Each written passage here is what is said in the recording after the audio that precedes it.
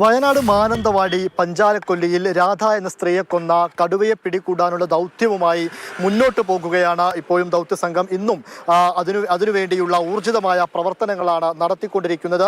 പക്ഷേ ഇന്ന് ഈ കടുവയെ പിടികൂടുക എന്ന ദൗത്യത്തിനൊപ്പം തന്നെ വളരെ നാടകീയമായ സംഭവവികാസങ്ങളാണ് ഇന്ന് പഞ്ചാരക്കൊല്ലിയിൽ ഉണ്ടായത്. ദൗത്യസംഘം പുതിയൊരു ടീമിനെ, അതായത് 20 അംഗ RRTയും അതുപോലെ തന്നെ 8 അംഗങ്ങളായിട്ടുള്ള 9 സംഘങ്ങളെയുമൊക്കെ നിയോഗിച്ച് കടുവയെ പിടികൂടുക എന്ന ദൗത്യവുമായി വിവിധ മേഖലകളിലേക്ക്, പഞ്ചാരക്കൊല്ലിയിലെ വിവിധ മേഖലകളിലേക്ക് സംഘത്തെ നിയോഗിച്ച് ആ തിരച്ചിൽ നടക്കുന്നതിനിടയിലാണ് ഇവരുടെ തന്നെ സംഘത്തിലുള്ള ദൗത്യസംഘത്തിലുള്ള ഒരു RRT അംഗത്തിന് കടുവയുടെ ആക്രമണം ഏൽക്കുന്ന ഒരു സാഹചര്യം ഉണ്ടായത്.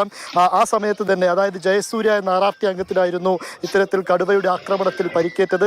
അദ്ദേഹത്തിന്റെ വലതു കൈക്ക് കടുവ അദ്ദേഹത്തിന്റെ ദേഹത്തേക്ക് ചാടുകയും വലതു കൈയിലേക്ക് മാന്തുകയുമാണ് ഉണ്ടായിരുന്നത്. ഈ ജയസൂര്യയുടെ കയ്യിൽ അദ്ദേഹത്തിന്റെ ഷീൽഡ് ഉണ്ടായിരുന്നു. ഈ ഷീൽഡ് അടിച്ചു പൊട്ടിക്കുകയും ചെയ്തു. ഈ കടുവ പഞ്ചാരക്കൊല്ലിയിലെ തന്നെ തറാട്ടിൽ എന്ന് പറഞ്ഞ സ്ഥലത്ത് ഉണ്ട് എന്ന് വനം വകുപ്പ് കൃത്യമായി തന്നെ ലൊക്കേറ്റ് ചെയ്യുന്നു. അതിനു പിന്നാലെ അരുൺ സക്രിയ അടങ്ങുന്ന സംഘം അങ്ങോട്ടേക്ക് എത്തി. അവിടെ ഈ ഒരു തവണ ഈ കടുവയെ പിടികൂടാൻ വേണ്ടിയിട്ട് വെടിവെക്കുന്ന ഒരു സാഹചര്യമുണ്ടായി, മയക്കുവെടി വെക്കുന്ന ഒരു സാഹചര്യമുണ്ടായി. പക്ഷേ ആ ശ്രമം പരാജയമായിരുന്നു. പിന്നീട് അരുൺ സക്രിയ അടങ്ങുന്ന സംഘം വീണ്ടും ബേസ് ക്യാമ്പ് ഓഫീസിലെത്തി ഒരു പ്രത്യേക ആക്ഷൻ പ്ലാൻ ഉണ്ടാക്കുകയാണ് ചെയ്തത്.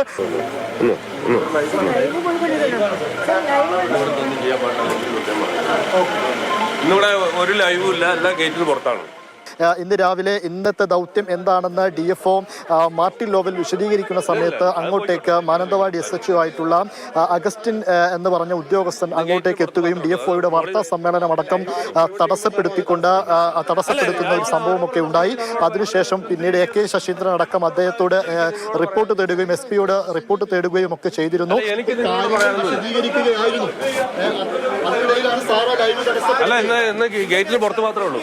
അതേസമയമാണ് ഇങ്ങോട്ടേക്ക് വനം മന്ത്രി AK ശശീന്ദ്രൻ കളക്ടറേറ്റിലെ യോഗം കഴിഞ്ഞതിന് ശേഷം പഞ്ചാരക്കൊല്ലിയിലെ അദ്ദേഹത്തിന്റെ മരിച്ച രാധയുടെ വീട്ടിലേക്ക് എത്തുന്നത്. അത് വളരെ നാടകീയമായ സംഭവങ്ങളാണ് ആ സമയത്ത് ഇവിടെ സംഭവിച്ചത്.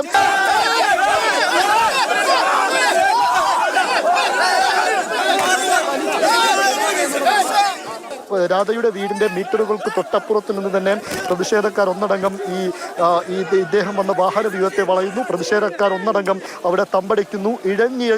വളരെയധികം ഇഴഞ്ഞാണ് ഇദ്ദേഹം ആ റോഡിലൂടെ സഞ്ചരിച്ച് രാധയുടെ വീടിന്റെ മുൻപിലേക്ക് എത്തിയത്.